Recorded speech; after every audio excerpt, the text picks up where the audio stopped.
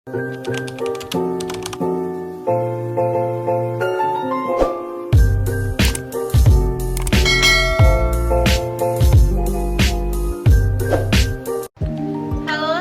warahmatullahi wabarakatuh. Kembali lagi ke channel YouTube aku, Cynthia Islami. Nah, pada kali ini konten aku ringan-ringan aja sih, kayak tukar-tukar cerita tentang membahas kehidupan, gimana caranya kita menghadapi masalah, ya kan Kak? Nah, kali ini bintang tamu aku adalah Silvi Mustakima. Nah, Silvi Mustakima ini adalah kakak aku, guys. Datang, guys. Oke, sekarang aku mau nanya. Coba kakak ceritain gimana perjuangan kakak dari pendidikan ya, pendidikan dari SD sampai kuliah dan sampai bekerja ini, ada nggak sih lika-likunya? Nah, kalau berbicara tentang pendidikan itu ya, lika-likunya itu banyak sekali, apalagi untuk mahasiswa yang sekarang berada di semester 5, Iya 6, sih, kayak 7, aku ya. apalagi mendekati semester akhir. Nah, kalau berbicara mengenai pendidikan tuh, kalau saya pribadi itu merupakan lika-liku kehidupan. Kehidupan itu kan kadang ada sedihnya, Iya, kadang ada bahagianya. Nah, kalau menurut saya selama perkuliahan itu lebih banyak sedihnya ketimbang bahagianya. Iya. Nah, ke waktu dimulai dari SD dulu. Saya dulu SD-nya itu SD tidak jauh dari rumah, dekat dari rumah, di perkampungan. Nah, kemudian melanjutkan ke SMP negeri, SMA negeri, dan alhamdulillah diterima di Universitas Negeri, yaitu Universitas Riau. Nah, ketika itu waktu kami itu namanya dulu jalurnya kalau tidak salah SNMPTN namanya. Iya. Jalur Prestasi nasional. nggak salah. Iya, jalur nasional tanpa tes. Waktu itu nilainya itu hasil rapor. Nah, waktu itu alhamdulillah lulusnya di jalur SNMPTN dengan prodi pendidikan ekonomi. Kemudian sewaktu mau masuk kuliah itu orang tua menyarankan untuk masuk ke jurusan bahasa Inggris. Qadarullah kami ambil jurusan itu tidak lulus. Nah, mungkin rezekinya itu di pendidikan ekonomi. Seiring berjalannya waktu, perkuliahan pun dimulai. Itu dimulai dari semester 1 mungkin sama kayak kalian. Iya. Semester 1, semester 2 aman. Iya, pertemanan pun masih iya. masih aman gitu pertemanannya. Semester 1, semester 2, semester 3. Udah memasuki semester 4, 5 itu udah ada yang main sendiri, ke perpus sudah sendiri, nyari tugas sendiri, buat makalah pun, kalaupun makalah kelompok istilahnya itu 4 orang, kalau satu kelompok yang bekerja itu cuma 2 orang, yang 2-nya itu tinggal bayar gitu kan. Kalau perkuliahan sih kayak gitu. Nah, jadi kalau kita di perkuliahan itu menurut saya itu pandai-pandai gitu. Bukan pandai tapi pandai-pandai dalam artian kita itu harus bisa mencari celah di mana kita itu untuk supaya kita itu bisa berkembang.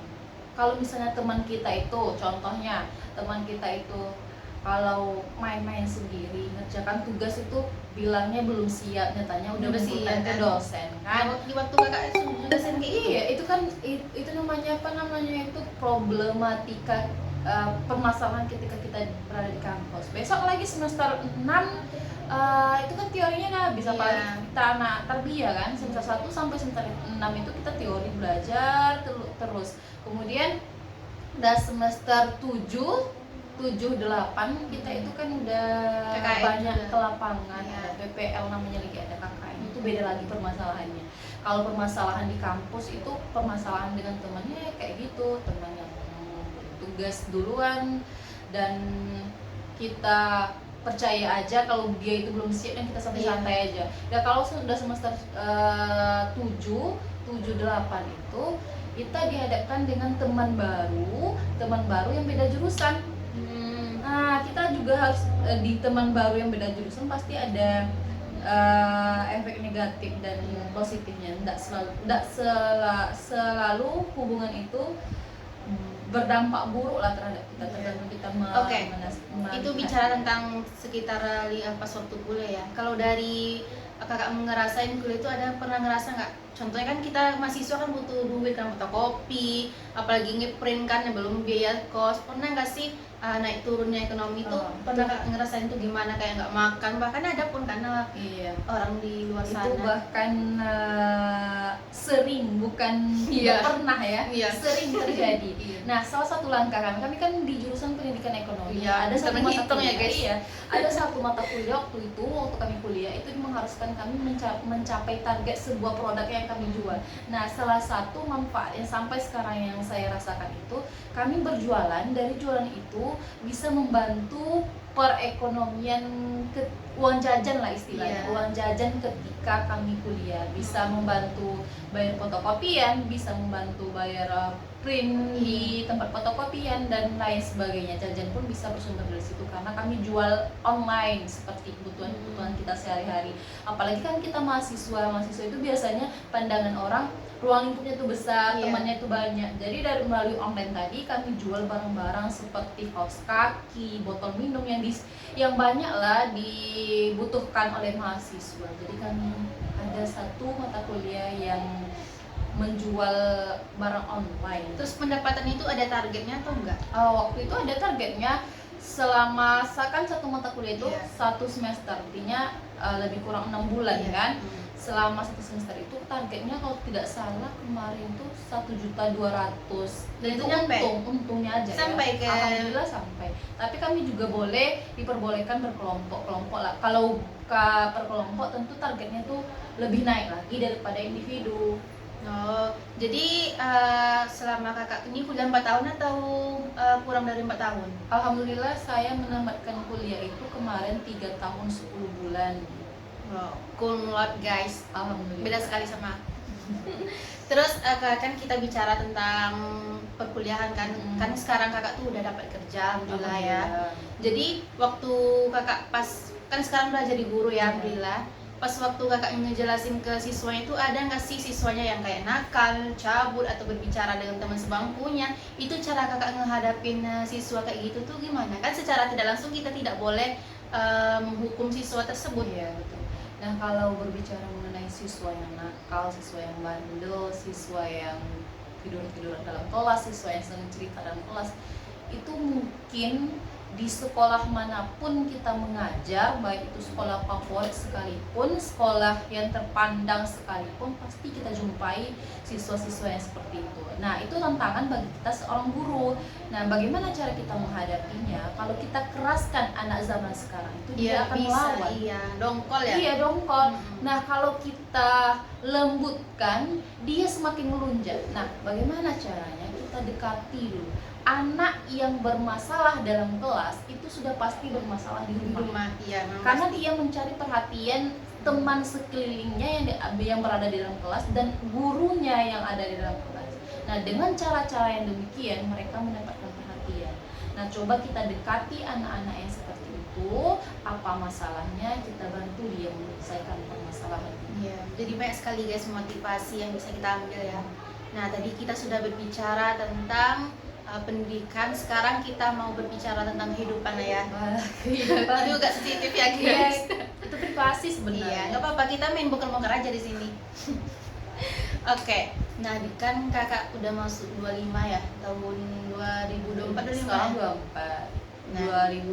2024 insya Allah 25. Nah, tepatnya sekarang udah di akhir tahun ya. Ya, penghujung Ada tahun. nggak sih tahun yang paling berat menurut kakak? Itu tahun berapa?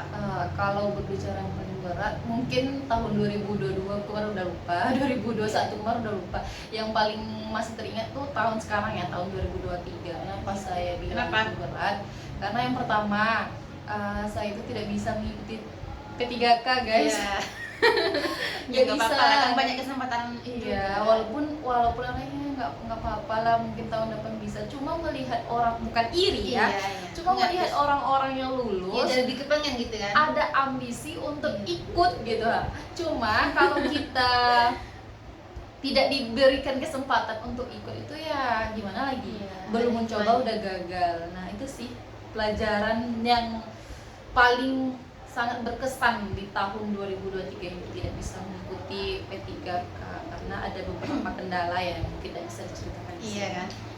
Nah, jadi kalau dari segi kepribadian kakak tuh kayak percintaan atau dari kan umur masuk 25 nih, ada nggak sih umur segini aku harus nikah atau gimana? Kalau Kalau- setiap orang kan ada targetnya. Iya, memang betul. Kita itu sebagai seorang manusia hidup hidup kita serahkan kepada Allah. Pasti kita memiliki rencana. Siapapun manusia itu, baik anak kecil, orang dewasa, orang tua, pasti memiliki rencana. Kita itu hanya bisa berencana, cuma Allah yang menentukan. Kalau masalah percintaan memang banyak diuji juga sih Iya di sih. tahun 2023 ini.